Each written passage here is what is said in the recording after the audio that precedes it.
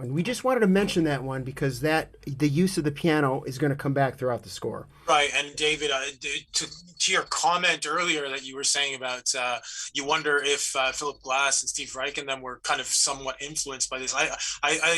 It's interesting. I wonder. I mean, obviously, it's not the same as minimalist, but it has that kind of feel, and I think like right, Glass was like in his teens at this point, right? So he might have even seen this movie, and it could easily have influenced certain ways of dealing with music. But this thing with the piano gets me because like I scores back then you just didn't hear the piano being used this way. At least I don't remember hearing the piano being used this way. The piano being used as a rhythmic instrument doesn't really come back until like later into the 80s and stuff, where now we're using it almost all the time as a rhythm instrument. But back then that also felt very new to me.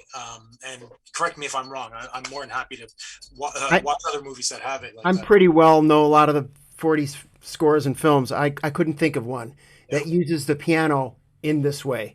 yeah. It's very specific. He uses it exactly for what it's meant to be used for in this sonic world. It's You know, fantastic. It's fantastic. I love it. beautiful. So And, that and this and is you know, just to have the push and pull and the stretch of it. I mean, it's such a, whether it's suspense or the kind of brainy part of things. To me, it also has a thinking, brainy part of, and yeah. temporal ideas. There are temporal things that happen in this film, even the way that scenes happen with this idea of time. And to me, it hits all that stuff in a functional way that keeps it interesting and percolating. You know.